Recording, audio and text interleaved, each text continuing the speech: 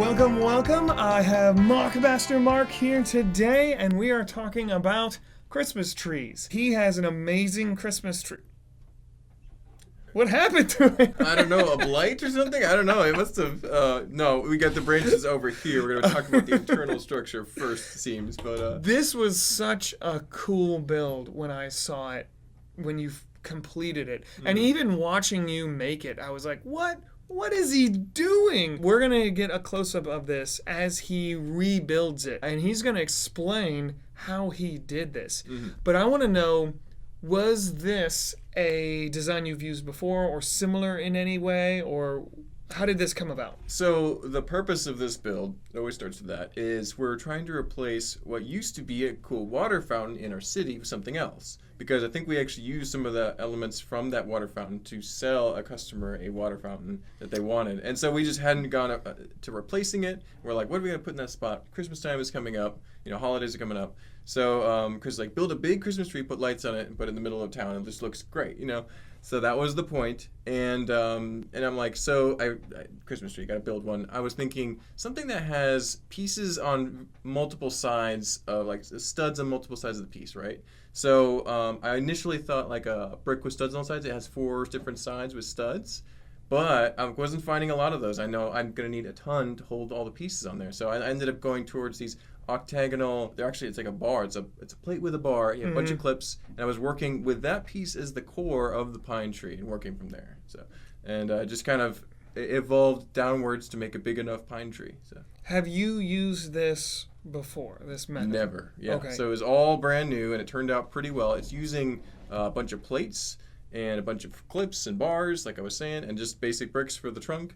And very few actual leaf pieces, just a little bit for the texture. What's interesting about Christmas trees is they have to be conal. Oh, yeah. And which is not easy to do in Lego. It's another one of those very hard shapes for square pieces to accomplish. So I think using those octagonal bar plate things, whatever those pieces are called, was genius. Let's get into it. Let's see it all together. And of course, we'll interlay some clips of it in our city, so you guys get to see what it looks like all lit up and get into the festive mood. Oh, yes. So the pine tree or Christmas tree started with the top because that can be a little bit tricky when doing a point to your cone. And the best way I figured out to achieve this was to have some small 1x1 round bricks, followed by some 2x2 round bricks, followed by a normal 2x2 brick. And then you have to have a rounded plate on the bottom in order for it to fit without popping off on top of this very unusual modified plate in there. So there's a little bit of a round attachment point. It also is worth noting that these rounded plates tend to be just slightly stronger than a regular square plate. Really? There's some Lego Master inside knowledge. You'll see more of that like plastic composition and just general shape of pieces being stronger or less strong. I used a little bit in this build. Okay. But, and then, sorry to interrupt. I wanted to ask, what it was interesting to me is you started at the top. And I think most people, their instinct would be to start from the bottom and work their way up. And you said it's because of the shape? Yeah.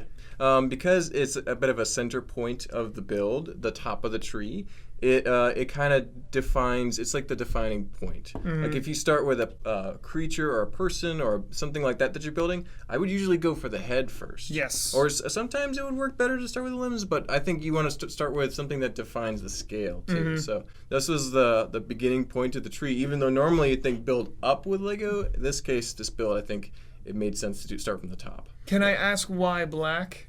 Is it because you don't really see the inside? You really don't see it that much, and when it's black, it just disappears completely.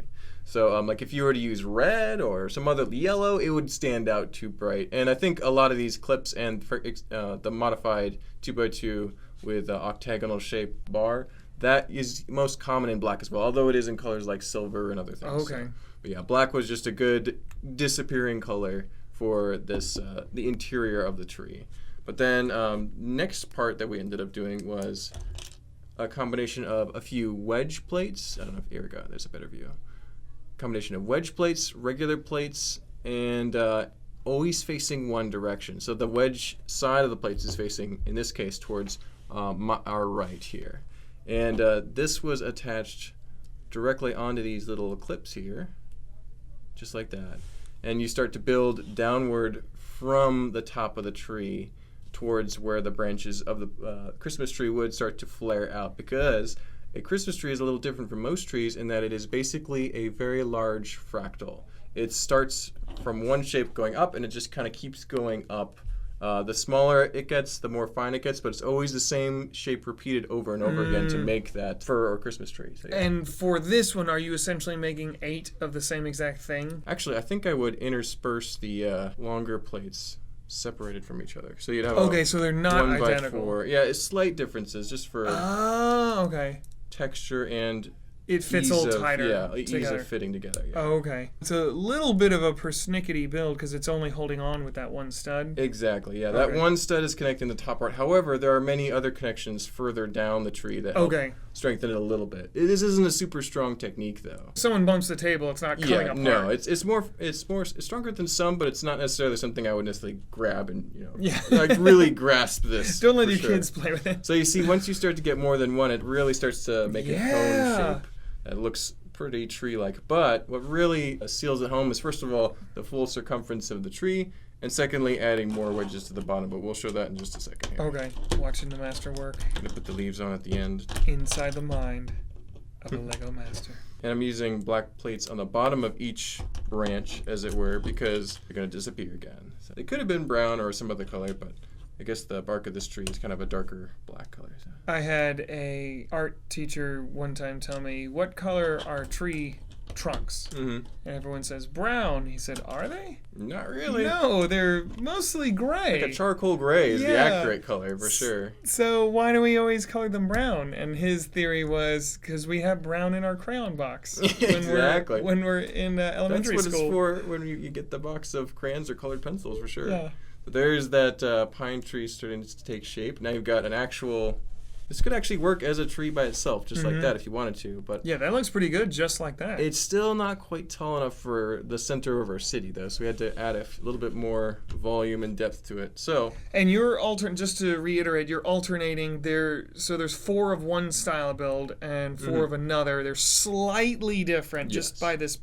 But just by this the size one of that by plate. Surface plate, yeah. Okay, and so because to fit them together tight like this, you're alternating. It's best to alternate them, yeah. Okay. I think there's one side that has an extra long side to it, but most of the time you want that either 1x4 or 1x6 plate in between the 1x8 plates. Like, see, there's a 1x8 and you got a 1x6 and a 1x4 on either side of it. So that helps. And on the bottom, you have 3x6 wedge plate on each end, and you also have a 2x3 or 2x4 wedge plate in each upper area. And those are all facing the same direction to kind of create branches going that way. When you stand it up, the irregularity seems to make sense versus going different directions and messing up the shape. So. I mean, it looks so cool already, and this is the top third of it. The middle section is right here, and this has the same as the top of the tree, but it doesn't have that point at the top. And then you have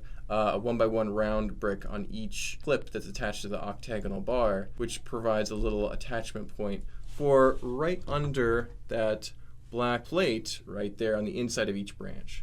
So that when they're attached securely, I might have to separate these a little bit and to attach each step. Yeah, because it doesn't just go click. Yeah. Yeah, you have to kind of manually attach each branch. Is there a certain amount of Lego math, like how many bricks apart or plates apart this has to be to line up where it'll connect to the right spot? I had to kind of test different heights and plates to make sure it was close enough. However, it's not a perfect lining up. It's just the slightest angle off, because I don't think the Lego math adds up perfectly. However, it's quite close enough to make a good attachment. It'll connect. It's pretty strong. It's actually even stronger on the next layer down for some reason. So maybe it would be better if there wasn't a middle section, but I like to have as much support as possible. Yeah, and that does make it a little more secure then. Yeah. Doing that. So. In theory, yes. It might be better if I start a few branches off here. Okay, sure. As you can see, the bricks don't 100% line. You can see a little bit of a top stud showing, but it's close enough that it's pretty secure once you have it in place. That looks to me like it's lining up pretty well, but you said feeling it, there is a little bit of stress on the pieces. You can almost see it on some of them, like that one in particular. If we can see it, I don't know if the camera can see it, but there's just a paper thin gap between each branch there. So A lot of patience, a lot of deft, Yep. nimble fingers. You gotta finagle it, as I like to say. And start Start at the bottom and clip at in. the bottom. I know that the next branch down is a little easier. The dexterity involved Yeah. in doing This would this. probably take a few tries. This would See that one popped off there. frustrate a lot of adults and most children, I would say. Probably. That's why I said it's not something I would just go grasp. You have to kind of Yeah. get it built first. So. This is why we're editing it. This is too fragile for what their designs require. In fact, I think there's actually standards for how easy it is to put together, how much stress there is on pieces and whatnot. But as a Lego master, you're like, whatever, Yeah, for a standards. one tree in a city, it definitely makes sense. I feel bad that I made you take it apart. No, that's right. It was already a little bit separated when I put the lights on it, which is a bit of a challenge for this attachment. There we go. So there's the first completed row. Beautiful. Now, you had a few little of these small leaves artistically placed in certain areas just to cover up some of those gaps. Would you do that last, or would you go and do it at this point before you connect Either it? way, I think in the case of building this, I wanted to make sure the plate surface was all set before I put the leaves on, but it did end up causing a few pieces to buckle under me snapping another piece on top. So I mean, I would probably do it now. Go ahead and do it now. Versus doing it later, because any pieces added onto it go underneath to kind of create a layered effect to each plate. Well, that little bit just adds so much texture to it. And thankfully, the math on these wedge plates actually works perfectly for a leaf to go on there. So you got a 4 long space right there, and the leaf has the little 2 stud area jutting out from each. Did you model this on a specific type of pine tree? No, just like the big. I think they're actually fir trees is what they use for most Christmas trees, but I'm not sure. It's been a while since I was loading Christmas trees at the Home Depot, so. Okay, so you have one going the other direction. You gotta be careful with these, don't I? Yeah, good thing those pieces are bendable. Yeah, they're also they're flexible and they have a lot less clutch power than a normal plate. Beautiful. So a little more texture, looks good. Nice. Awesome. We're gonna have to back up the camera for the next one. Yeah, probably. All right, we have our top section finished, just to give you an idea of how much bigger it is. So look at that. Oh, just that looks gorgeous. And you think of minifigures about this size, right? Yeah, a little bit shorter than So- that tree. Yeah, So it comes up this, and then, but no, we're gonna go big. Exactly. This can't be a 20-foot tree. It has to be a 35-foot tree. So the core of the next part, I'm actually going to need the top to build it too. Oh, okay. But, the core of the next part looks like this. It's very similar to the first top and middle sections, except it now has 2 round bricks, and then it has 2 plates on the end as well. This also features some clear pieces as well as a little flower piece, which is also very strong. The clear pieces have a greater clutch power, which means that they are harder to separate. You might even notice this in real life when you're building with clear pieces for water, for example. It can be maddeningly strong. And you said the leaf pieces have? They also little- have a greater clutch power than just a plate. A plate is not weak, it's just about as strong as a round or another plate, but the clear and the flower pieces are stronger, and therefore they are going on the ends to try and add a little extra, just a measurable amount of strength to the branches that we're going to attach. Is that intentional, or is that because of the type of plastic? It shrinks more. So the there's- clear ones is definitely because of the plastic composition. The shape is not different from a regular plate in any regular color, but once you have a transparent color, the plastic is different and it's stronger and stiffer. So interesting. almost more brittle, but they don't usually break. They're Okay. Lego's very good about the strength and durability of their I pieces. never So knew that. I learned that on Lego Masters Really? from Moto, who did know about that. I did not know that secret, but I kind of, you could tell that clear pieces were strong, especially when you stacked a stack of clear studs. It was like, that's hard to separate. But just knowing that is a little trick you can use in everyday builds. So we have a green tone clear pieces, and it's perfect. Just looking at what you did 2 of the round 1x1 bricks and then 1 stud. Yeah, And one then- or 2, and in then you- most cases 2. Okay. So the first part of the next part of the tree is that, so you have the small, medium, large. It's just a larger wedge area. It has a normal 2x6 plate, and then has a 3x6 wedge plate, like the one up there, but this creates a wider appearance. And so it's just a continuation of that wedge shape. And we're going to do that on each side. And then you're going to have an even larger plate attached to that at the very bottom, create a really big branch of that tree. And we're going to do that on every side. And it's just going to keep, each is almost like a little triangle to the eventual cone shape. And in what order would you now construct it? Would you put those on first and then? Probably do the middle first and then the end ones. So I'm going to remove this really quick and just going to add the large size and do that all the way around, and then also probably make sure that the branches can attach. And this one is the same shape and almost the same size as that one, so I used that in replacement of one. I only found one of these pieces in our inventory, but if you had a bunch of these, you could almost use these instead of 2 plates with a tile attaching it. You could just use one of these instead. But you don't want to go too crazy with the detail because we're putting lights on it. Yeah, eventually that's going to kind of drown out a lot of it. You want to have it just a general green shape. I'm amazed at your delicate dexterity. Oh, yes. I think I would be throwing this against the wall. Yes, this is a little bit of what I would call a glass cannon. It does a lot, but it's kind of precarious. You would or you would not use this technique in your own mocks? Like, I think I would if I had the right pieces on hand. And Okay. I think I do have at least enough to make one like this, maybe 2. Okay. But at that point, I think my parts would be a little bit stretched thin, especially at the green wedge plates. Okay. Just because they're not terribly common. They're not uncommon, they're just not the most prolific piece that I have. How about traveling with Traveling- with Probably would not survive well. As you can see, it's even tricky to put together, let alone move around. I think once you have it planted somewhere, like on a base or something, it's not too bad. Okay. But too much shaking would probably be very destructive for this type of tree. Within a room or building or taking photos of, perfectly reasonable, but I don't think it would be a good idea to try and bring it to a convention, for example. Got it. Okay. So you would not make a forest of these. No, I wouldn't. There are more secure ways to make, and more parts efficient ways, because this is a lot of pieces. Do you like that when we build here and you have this almost infinite amount of parts? Is it kind of freeing in some senses? Or it's like, oh, look how many green Sadly, wedge plates we I have. know. Sadly, I've gotten a little used to it, so I'm kind of used to it now when I build Okay. stuff. But it is a fantastic experience to be able to work with this many pieces on a regular basis, for sure. It just struck me as interesting because you talked about your own personal, Mhm. and I've been It's one of those different, yeah. people that have been lucky enough to be in your studio Oh, yeah. and see all what you've had. See, there's a missing plate from that one, so that must be where that one was coming from here. That's Yeah. why it's shorter. Okay. I'm going to replace that. But for you to say something like, "Oh, I don't have enough pieces at home," or that would tax my. Well, the fact that piece I count. have enough pieces to do what we are able to do at the store is not an understatement. Yeah, not but at at all. the same time, it's like, yeah, I probably wouldn't be able to do more than what we have at the Yeah. store. So. And let's put that last branch on. Oh wow! There it is. It's so big. So you have the 4 different sized wedge plates creating a nice layered structure for a very tall cone shape. Beautiful. So we just leaf up the bottom Yep, a little there's a bit few and some more on the spots. sides. So whatever you do, you make it go in the same direction and that overlay. For sure. And like you said, you don't have to worry about making it too detailed if you're putting lights on it. Yeah. And the lights are these.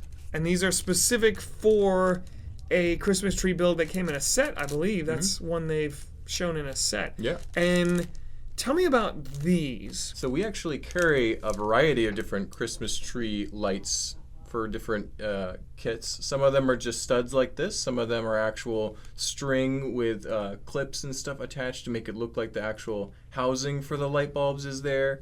So there's different varieties you can choose from. I chose this because it's very long and it has a lot of lights per plug.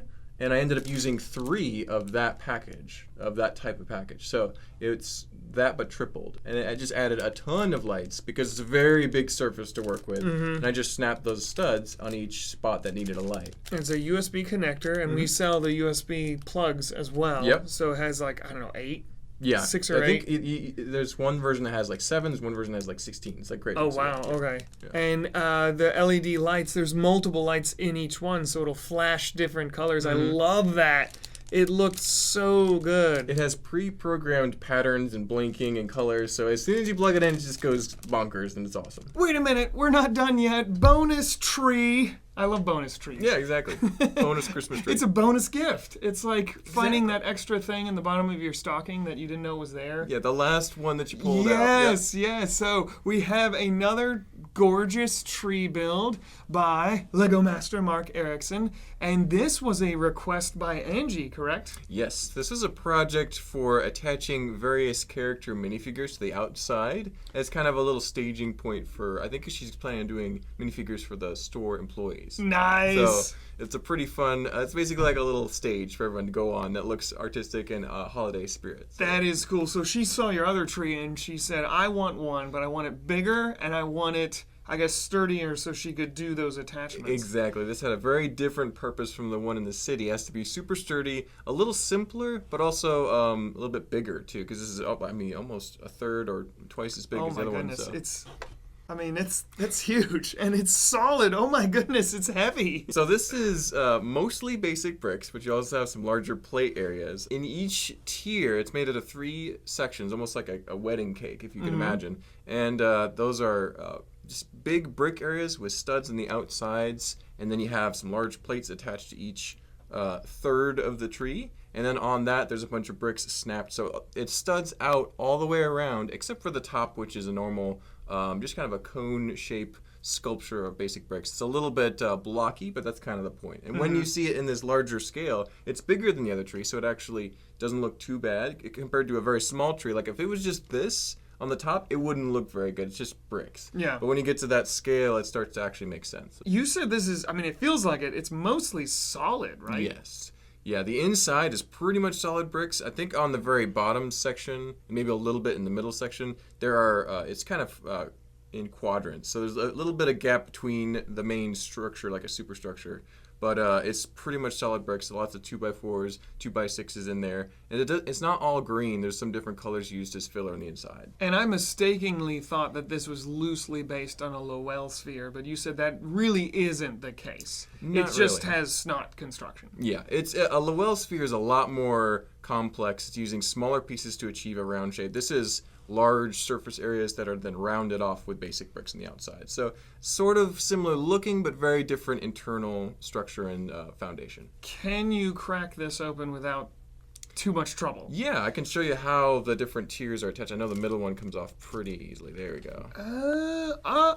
So there's the first, you can see it's a square shape. That's the exterior edge of it. And then you have those bricks snapped onto the sides, a little bit on each corner to give it a little more rounded look. And then you got the middle and the top one. This one might even pop off if we can get it to work. That one's a little sturdier. Oh, no. There you go. And so you can, as you can see, it's just, Oh, that's wow. where all the bricks go up. And then on each side, there's studs on the side in order to make it snap on. You have those rounded edges. So This looks like a battle arena. Like I want two Santas like fighting Dragon it Ball looks Z like a style. boxing ring with the it's or you have multiple going on at That's one time. This is a My sick mind. That's where I go. that would be a hilarious mock idea, actually. Like, you could take it apart and then it becomes a battle arena. Yes. Although this is very parts intensive, it is more common parts, more easily obtainable parts. I think more easily repeatable for Yeah. someone who doesn't have the experience that you have. This is so cool. I can't wait to see it when Angie decorates it. Thank you so much. And thank you, Mark, for showing us your genius tree builds. Absolutely. Do you think you'll use this in the future for non-Christmas trees? Do you think there has a use in that style? Yeah, I think it's certainly possible. It is a little bit parts intensive, which means it's like you'd only be able to build one or two before you started running out of specific pieces for this build. But I think it's totally possible, given that I do have a lot of green wedge plates at home. So. Maybe put some more lights and sprinkle some more Christmas stuff in our city. Ooh, we should build like little snow tops. Yep. Maybe just use some bits white. of snow on the road and stuff. Yeah, that'd be easy, just white pieces. Yeah. What do you guys want to see? Let us know. Should we totally deck it out and Christmas it out? Please don't forget to subscribe. For those of you who are subscribed, thank you so much. And we will see you guys very soon. Let us know if you have any questions for this guy about how he does it and what he does, because it's pretty amazing. Even looking at it, I'm like, the whole time.